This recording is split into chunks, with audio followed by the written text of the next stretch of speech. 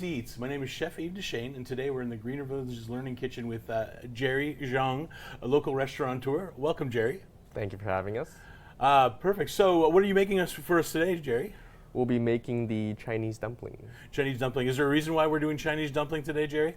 The Lunar New Year is coming up on February 10th, and it's going to be the Year of the Dragon this year. Oh, fantastic. Perfect. So, tell us a little bit about yourself, Jerry.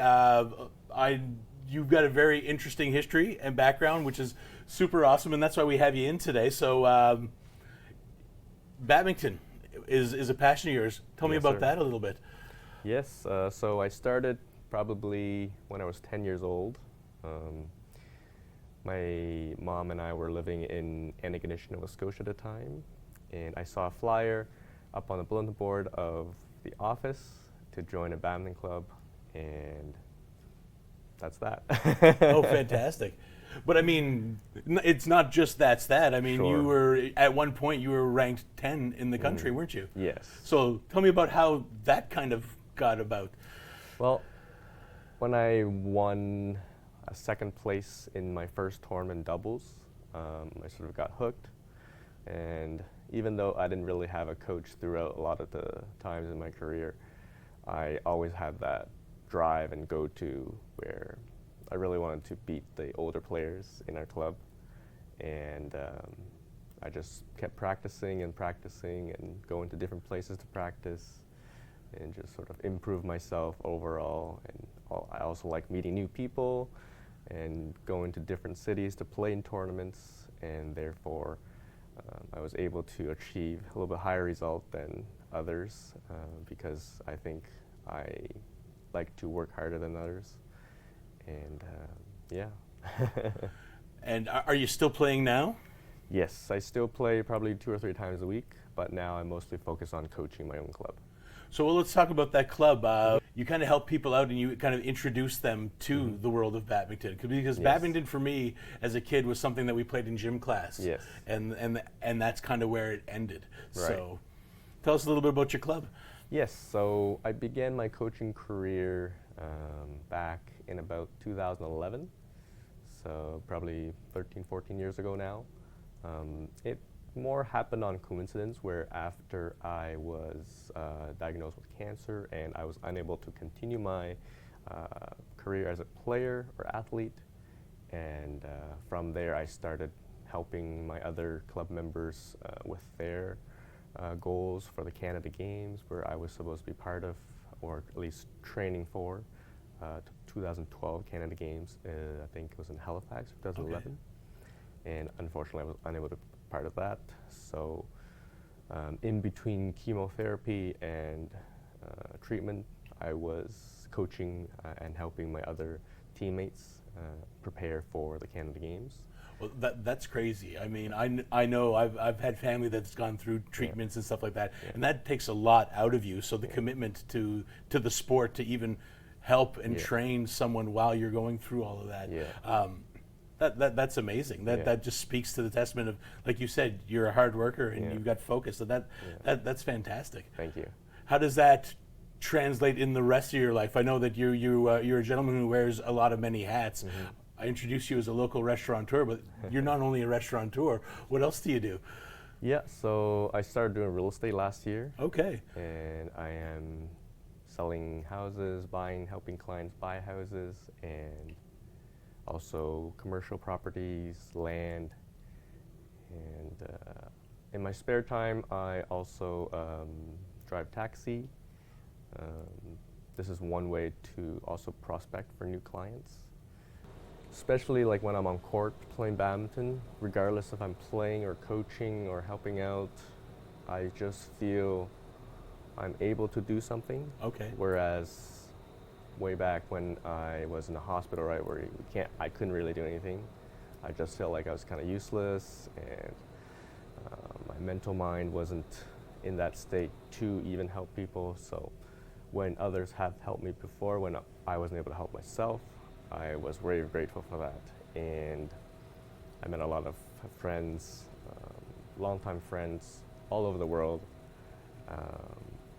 and now I sort of just want to give back we can talk, and hopefully you don't mind talking a little bit about the cancer that Sure. you've had. Can we talk about what kind you had, and Sure. just explain to you? I mean, that resilience, and it almost gave you a new lease on life, and a new. I mean, you were already at a young age. If you were searching and you had your mindset for badminton, you were already a driven individual. But I mean, now the fact that you're giving of yourself a lot more. Does that have to do, well, and you mentioned it, because you were laying in bed so long being sick, that now you want to waste no time. So that's great. You could say that. Yeah. Yeah, for sure.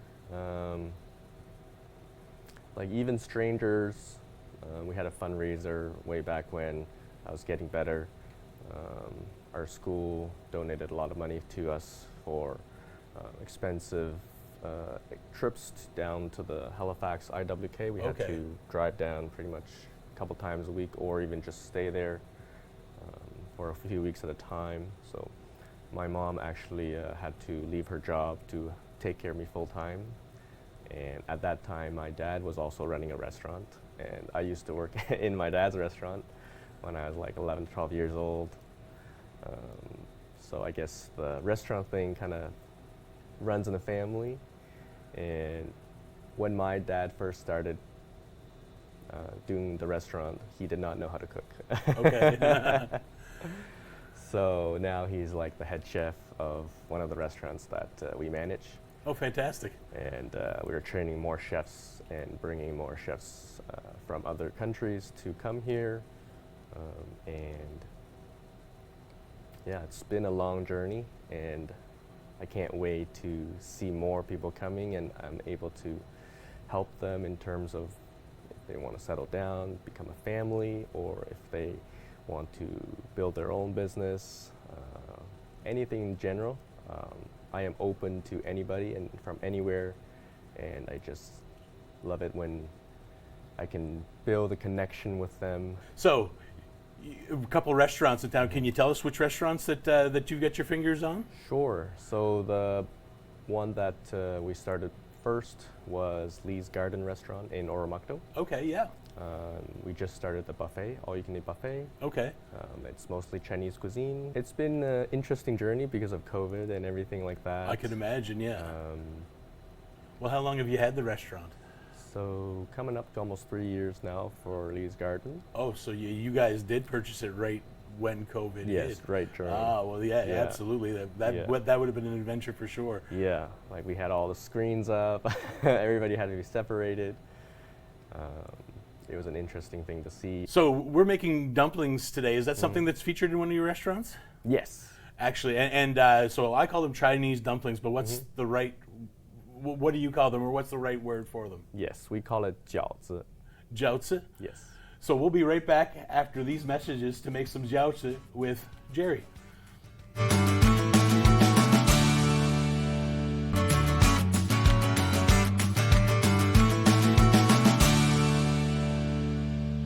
Welcome back to Easy Eats. Again, we're in the Greener Villages Learning Kitchen with Jerry Zhang, and we're about to make these lovely dumplings. So, during the commercial break, Jerry had made the dough. Let's talk about the dough. It's a really simple dough to make, isn't it? So, It is. How do we go about making it? Absolutely. So we normally take all-purpose flour. Okay, yeah. Or there's also a kind called dumpling flour. They're actually a even smoother kind of flour, and they mill it down really, really smooth, really, really thin. So kind of like a double O, like a pizza Yes, flour sort of almost, deal? Okay. Yeah. So when you make it, it's going to be a little bit firmer and also less lumpy if you prefer. Yeah. So we've actually already made it. It's about 2 parts flour, 1 part room temperature water. Okay, yeah. And then we just let it sit for a little bit, just cover it in the saran wrap here for about 20 minutes so that it sort of rises and settles a little bit softer. So when we roll it into the wrappers itself, it's easier to roll. And then what are we going to fill those with today? Yes, so I have decided to do a ground chicken shiitake mushroom filling, and we'll pair it with a cilantro and spicy sauce as the vinaigrette. Perfect. So let's get down to it. So right. what are the first steps in making the filling? Yeah, absolutely. So we'll take about 250 grams of ground chicken, or if you have regular chicken meat, chicken breast, chicken thigh, You can cut it down, ground it up, and we want a little bit of extra lipids in terms of to have an extra juicy flavor and bring out the oil, Yep. so that when you bite into it, it's more flavorful. Whereas if it's just chicken breast, it might be too firm when you bite into it, a little bit hard and dry. Gotcha. Yeah. So you're looking for something with a little bit more fat. So the Exactly. thigh, the leg. Exactly. You can, and it doesn't have to just be chicken. You can do it with pork or Correct. beef if you'd like. Yeah. Yes. So in the past, most people are pork fillings for. In China, a lot of our meat are pork, and the pork is also a little bit fatter in terms of the meat. So therefore, it also brings out more flavor. So the dumplings that you're making, and they're a special New Year's celebration dumpling, if I'm correct. Yes. Yes. Yes. Do you offer a vegetarian option, or is it always traditionally a meat dumpling? It is mostly a traditional meat dumpling. Okay, cool. Yes. So we'll take some here. Could I get another bowl? There you go, Perfect. sir. Thank you. All right, so we got the mushrooms here. And we'll just take off the stem. So the stems for those, and again, what kind of mushrooms are those for? These are shiitake mushrooms. shiitakes. Yes. So usually the stem of the shiitake is a little woodier and a little tough. Yes, so correct. Would you? Today we're not saving them, but you can save them for other Oh things. yes, can of you? course. You can boil it in soup. Some Asian cultures, they use the mushrooms for medicine. Okay. Yeah. Yeah, but I personally like these because they have a mushroomy flavor. Yeah. Whereas- and they're nice and they're meaty too, so Correct. it adds a little bit of substance. Yes. A little more substance to the exactly. dumpling. Exactly. Yep. So just put this over here. So how we normally slice it is just sideways. So just slice them into thin ones. Then we'll chop them up. All right. So the finely chopped mushrooms, we'll just sprinkle it in here. Yeah. Okay, so you're not using very many. You're maybe using one or so mushroom. Just is it more for texture and a little bit of flavor? Yes. So Okay. usually it's about a 4-to-1 ratio. Okay. So if, let's say, we had about 200 grams of meat, then about 50 grams of the mushroom. Okay. So we're not making that much, but the flavor will be there. All right, so we'll add a little bit of salt over here. So it's really simple. It's nothing crazy. It's just a little bit of salt, a little bit, and Yes. and simple. Yeah. Yes, so we'll add a little bit of the white pepper powder there. if White you pepper prefer. right here. Yes, thank you. Yep, very simple. We'll grab a little pinch. Perfect. All right, we'll use a chopstick. We'll just bring it out, stir it, get all the ingredients mixed up. So when we're stuffing our dumplings, are we cooking the meat beforehand, or are we stuffing those dumplings with the raw ground? It will be the raw filling. Okay. So we're actually going to cook it two ways. The first way we'll boil it, Okay. and then if you go to our home in China, most families will just boil it and then eat it with a sauce. All right. It was only when the dumplings were taken in by another culture, they were becoming pan-fried or deep-fried or steamed. So Okay. in China, mostly it's either boiled or steamed. The generations and traditions passed on became a part of family tradition, so that's why we eat it during the Lunar New Year, and it's a symbol of prosperity and wealth. So yeah, well, you'd mentioned that the dumplings as a sign of prosperity for Yes. the Chinese New Year. That's right. For Westerners like us, what's Chinese New Year, and how is it different than our New Year here in North America? Yes, so it's called Lunar New Year because we follow the rotation of the moon Okay. rather than the sun, and that's why it's different every year. So it could be in January, it could be in February. You never know. Okay, yeah. Other than celebrating with dumplings, Jerry, what else is tradition during a Chinese New Year? Yeah, so the older generation will give out red packets of basically money Okay. to kids or the younger generation. And we also, on the streets, if the city allows it, we play with firecrackers. Okay. Yeah, many traditions. It also depends on which province or which part of China you're from. The significance of the red envelopes with money in it. What does that symbolize, or what does that mean? I think it's a way of showing almost respect that we are passing down the torch to the younger generation, where they can continue to prosper and become wealthy in terms of happiness and health. Oh, that's a great message. Fantastic. All right, so we're almost finished with the filling. Very simple. We'll just add a little bit more of sesame oil over here. Sesame oil right here, yeah. Perfect, thank you.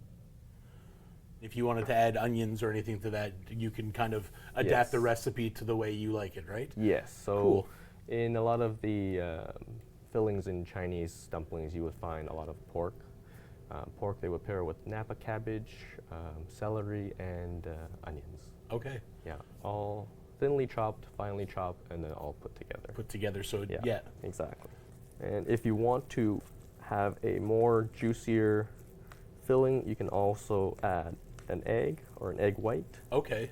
Just add a little bit more of ginger, Okay. finely chopped, just to, usually because it's pork filling, it'll have a little bit extra meaty flavor where a lot of people don't like that flavor. So we add a little bit of ginger to counter with that. Absolutely. Yep. So the dough, it's been sitting there for about the last 15, 20 minutes. Perfect, Take a look. So just take it out of the bowl. There we go. Let me take that out of your way for Thank you, you. sir. And I would like to sprinkle some flour right on the platform that we're working on here. Right on. And then when we roll those out, Jerry, how thick do we need to roll that out to? So it depends on the size of a dumpling you're making. Okay. Yeah, so if you want to make it bigger, it would roll out a little bit thicker probably than this one. If it's smaller, then probably similar to this size. So we're going to roll it out like this. Now, this dough that you're making, is it just for dumplings, or can you make other things with that dough? Oh, absolutely. You can make noodles, you can make just bread. So many things you can make out of this. Perfect. So actually, we don't need to use the roller right now. Okay. We're going to shape it into the shape of the roller. Okay, so we're going to make it into a log shape. Yeah, pretty much. Jerry will finish rolling out these dumplings, and we'll be back after these few messages.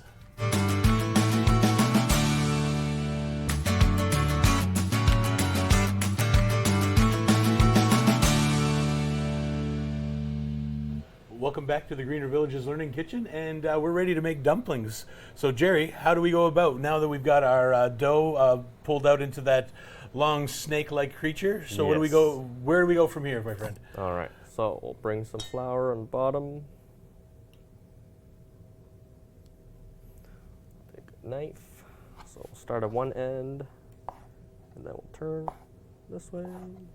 Now, how many dumplings are we going to get with this with this amount of dough, or how much can you? Yeah, it depends on the size of dumpling you like. Probably 20, 30.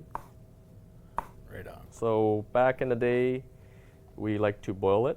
Yep. Because it's the easiest form of cooking it, and it's the easiest way to know that it has been cooked. Yes. Yes.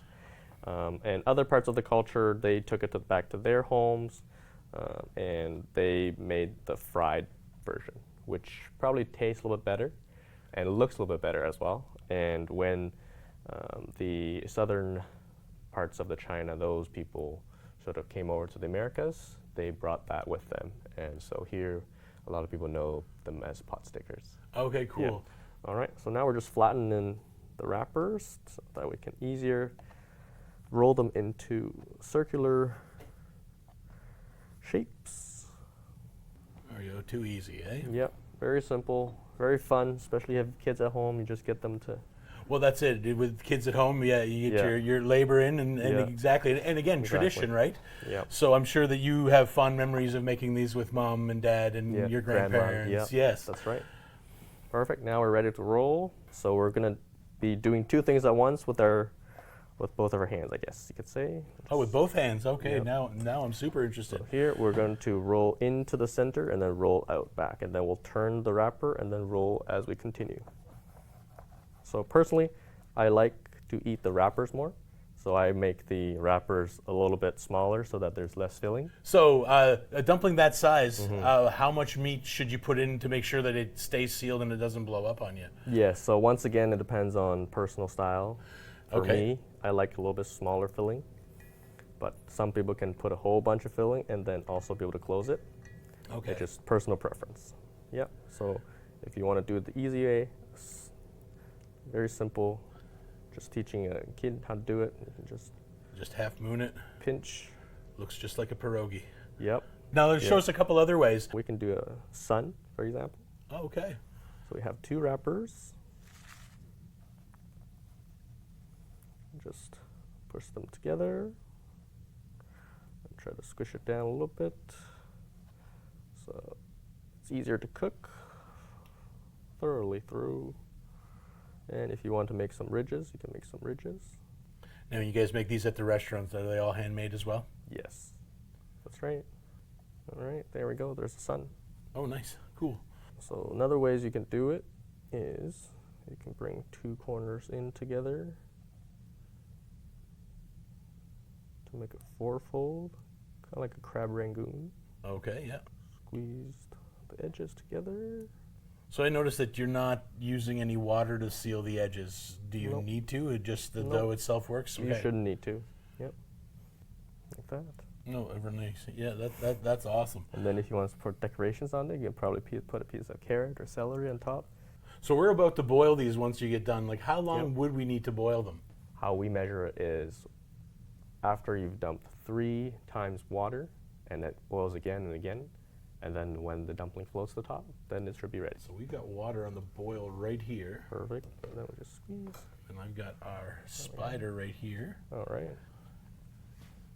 Those are in there now, and we've got that on a nice high rolling boil. Mm-hmm. So you said that we were going to have a sauce with that, are we? Yes. So what we have here, we have some cilantro. We have some black vinegar. Black vinegar. Yep. Do you like spicy? I do like spicy. Perfect. We'll add some homemade spicy sauce, chili oil. So you made some chili oil? Mm-hmm. So those are just, what, crushed chilies Yep. steeped in oil? Yep. Perfect. We can add some extra white some sesame sesame seed. Absolutely. Yes. More like a garnish, is it? Perfect. Well, here we are. We got a couple here. Mm-hmm. Just like that. And you leave them like this? We don't toss them in anything or anything like that for Nope. them not to... Just like that. So Yep. we've got that right like that. Perfect. And then the sauce is made. Sauce is made. Perfect. So all we have left to do is eat them Yes, sir. with chopsticks. With chopsticks. So how does one properly use chopsticks? Yeah, normally the first one is between index finger and middle finger underneath the thumb. Okay. The second one is in between the middle finger and the ring finger underneath the thumb. So the top part should not cross over. It should be hitting if needed. We're only using our index finger and our middle finger to manipulate the gotcha. top one. So the bottom one stays stationary this way. And there's a saying that the farther away you're from home, the higher at your people holding it. If you're closer to your home, you're closer towards the tip. Oh, okay. So I'm not sure if that's true, but I like to hold it a little bit this way. All right. So I think all we have to do now is just try them out. Yes, sir. Lovely. These are wonderful, Jerry. Thank you so much. Absolutely. Those are fantastic. Thank you so much, Jerry, for sharing your story with us and these lovely dumplings. And if I see you next month in February, I'm be sure to wish you a happy New Year. Wonderful. Thank you so much again. This Thank is you. great.